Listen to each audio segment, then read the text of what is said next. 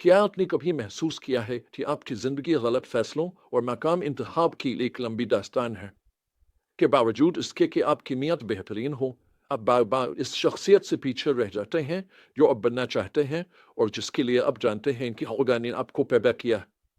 यहूदा और तमर की कहानी एक शानदार मिसाल है कि चाहे हमारी ज़िंदगी कितनी ही ऊंची क्यों ना हो, खुदा फिर भी हमारी नाकामियों को अपनी फतह में बदलने की कुदरत रखता है।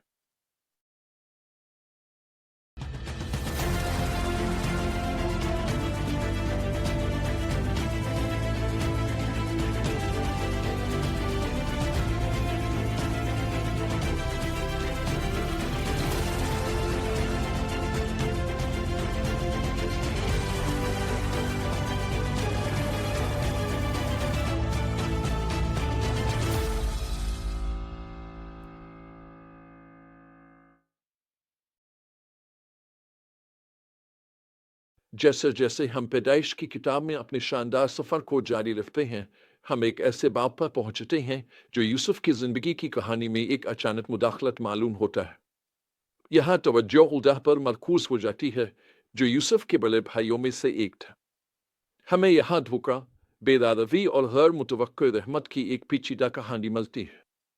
ज़ाहिरी तौर पर यहूदा की कहानी वफादारी और दियानतदारी से बहुत दूर नजर आती है, जो हमने अब्राहम और यूसुफ जैसे किरदारों में देखी है। वो एक कनान औरत से शादी करता है, अपनी बेवा बहू तमर के साथ अपनी जिम्मेदारी पूरी करने में नाकाम रहता है, और यहाँ तक कि एक ऐसी औरत को किराए पर लेने का सहारा लेता है जिसे वो एक तवाइफ समझता है, जो दर हकीकत तमर ही निकलती है भेस बदल कर। ये एक सिलसिलावार फैसले हैं जो इंसानी टूट फूट की गहराइयों और गुनाह के तबाहकुन नताइज को जाहिर करते हैं। और फिर भी जैसे जैसे कहानी आगे बढ़ती है, हम देखते हैं कि रहमत की किरणें नमूदार होने लगती हैं। जब तमर की हमल का इंकिशाफ होता है और इसे हुदा के सामने सजा के लिए लाया जाता है, तो वो इसके अपने जुर्म के सबूत पेश करती है। पैदाइश 38 और 26 में सहीफे एक हैरान कुन अतराफी लम्हे को रिकॉर्ड करते हैं। यहूदा ऐलान करता है, वो मुझसे ज्यादा रास्तबाज है। ये यहूदा की जिंदगी का एक नाजुक मोड़ है, एक ऐसा लम्हा जब वो अपने गुनाह और तौबा की जरूरत का सामना करता है। और हैरत अंगेज तौर पर यही सूरत हाल वो जरिया बनती है जिसके जरिए खुदा अपने मकासद को पूरा करना शुरू करता है। तमल जुरुला बेगम फारिस और जीरा को जन्म देती है। यह फारिस की मिसल से है कि बिलाखिर मसीहा आएगा, जैसा कि मत्ती 1:3 में बयान किया गया है। ये वो हैरत अंगेज सच्चाई है जो हम बार बार सहीफे में देखते हैं। खुदा सबसे टूटे हुए लोगों और हालात को भी इस्तेमाल कर सकता है ताकि वो अपने मकासद को पूरा करे। वो हमारी नाकामियों से रुकावट में नहीं आता और ना ही हमारी गलतियों से महदूद होता है। वो उनको अपनी अजमत के लिए बहाल करने में महारत रखता है। बहुत साल पहले मैं शीटलैंड जजायर गया था, जो स्कॉटलैंड के साहिल से दूर एक वीरान जजीरा है। जो कुछ वहां हुआ वो मुझे इस हवाले और पूरी किताब पैदाइश में नजर आने वाले वाकयात की याद दिलाता है। जब मैं हवाई जहाज से उतरा और रनवे पर चलना शुरू किया तो हुआ की शिद्दत ने मुझे हैरान कर दिया। ये इतनी तेज थी कि इसने मेरे जिस्म को पीछे की तरफ झुका दिया, जिसकी वजह से मुझे अपनी रीढ़ की हड्डी में एक अजीब खम के साथ चलना पड़ा। जब मैंने अर्द गिर्द देखा तो मैंने महसूस किया कि रनवे पर मौजूद हर शख्स इसी अंदाज में चल रहा था। उनके जिस्म बेरहम हुआ के दबाव से झुके हुए थे। इसी लम्हे मुझे ये एहसास हुआ कि यही इंसानियत की अमूमी हालत है।